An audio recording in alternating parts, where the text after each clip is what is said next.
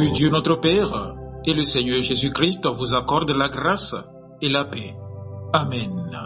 Le texte biblique de ce mercredi 1er avril 2026 est tiré de l'Évangile selon Marc, chapitre 14, du verset 53 au verset 65. Le thème qui nous conduit est le suivant. Accepte l'affirmation de Jésus sur sa divinité.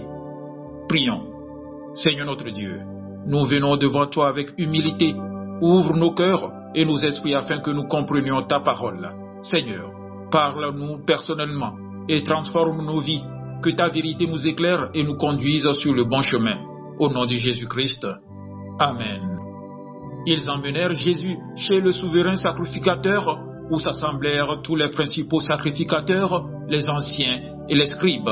Pierre le suivit de loin jusque dans l'intérieur de la cour du souverain sacrificateur. Il s'assit avec les serviteurs et il se chauffait près du feu.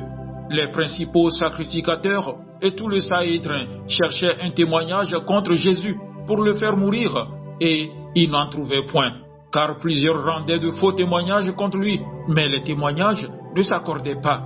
Quelques-uns se levèrent et portèrent un faux témoignage contre lui, disant « Nous l'avons entendu dire, je détruirai ce temple fait de mains d'hommes, et en 3 jours, j'en bâtirai un autre qui ne sera pas fait de mains d'hommes. » Même sur ce point-là, leur témoignage ne s'accordait pas. Alors le souverain sacrificateur, se levant au milieu de l'assemblée, interrogea Jésus et dit « Ne réponds-tu rien? Qu'est-ce que ces gens déposent contre toi ?» Jésus garda le silence et ne répondit rien. Le souverain sacrificateur l'interrogea de nouveau et lui dit « Es-tu le Christ, le Fils du Dieu béni ?» Jésus répondit « Je le suis. Et vous verrez le Fils de l'homme assis à la droite de la puissance de Dieu et venant sur les nuées du ciel. » Alors le souverain sacrificateur déchira ses vêtements et dit « Qu'avons-nous encore besoin de témoins?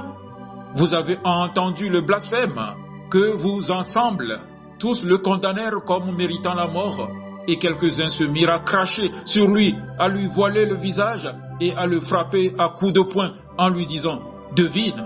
Et les serviteurs le reçurent en lui donnant des soufflets. Amen. Bien-aimés dans le Seigneur, le texte que nous méditons aujourd'hui, tiré de l'Évangile selon Marc, nous conduit dans un moment très difficile de la vie de Jésus. Il vient d'être arrêté et il est conduit devant les chefs religieux. Ce n'est pas un procès juste, c'est une scène marquée par l'injustice. En effet, de faux témoins se lèvent pour l'accuser. Leurs paroles ne concordent même pas. La foule devient hostile. Ceux qui sont censés juger avec droiture cherchent plutôt un moyen de le condamner. La justice est biaisée. Tout semble organisé contre lui. Cette situation nous parle encore aujourd'hui. Il arrive souvent dans notre vie d'être mal compris, d'être accusé injustement ou d'être jugé sans être écouté. Parfois même, la vérité semble étouffée et l'injustice semble triompher. Mais au milieu de cette confusion, une question essentielle est posée à Jésus. Es-tu le Christ, le Fils du Dieu béni? C'est une question centrale, une question décisive. Jusque-là, Jésus gardait le silence, mais face à cette question, il répond clairement. Je le suis. Par cette parole, Jésus affirme son identité. Il ne parle pas seulement comme un prophète ou un enseignant. Il déclare qu'il est le Fils de Dieu.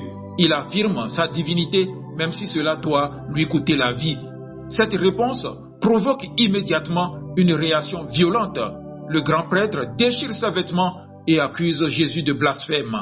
Les autres le condamnent, se moquent de lui et le maltraitent. Frères et sœurs, Jésus savait que dire la vérité allait entraîner la souffrance. Pourtant, il n'a pas reculé. Il est resté fidèle à ce qu'il est. Son attitude nous enseigne beaucoup. Face aux accusations mensongères, il ne s'emporte pas. Face à la haine, il ne répond pas par la haine. Face à l'injustice, il reste calme et digne. Pourquoi? Parce qu'il sait qui il est. Aujourd'hui, cette question nous est aussi posée. Qui est Jésus pour nous? Est-il simplement une figure religieuse dans notre vie, une habitude que nous suivons, ou bien le Fils de Dieu, le Seigneur que nous reconnaissons et que nous suivons?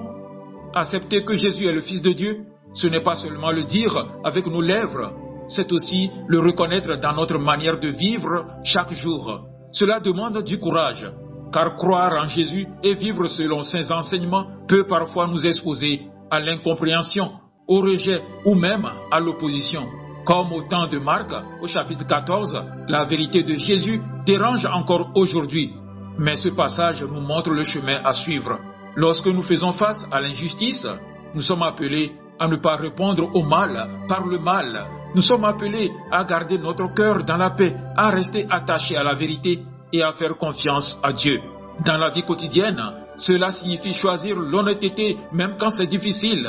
Cela signifie pardonner même quand nous avons été blessés. Cela signifie aimer même ceux qui ne nous aiment pas. Cela signifie continuer à faire le bien même lorsque nous sommes maltraités. C'est un chemin exigeant, mais c'est le chemin de Jésus. Et nous ne marchons pas seuls, car même si les hommes jugent mal, Dieu voit la vérité. Même si la justice humaine échoue, Dieu reste juste. Il connaît nos cœurs, il voit nos luttes et il ne nous abandonne pas.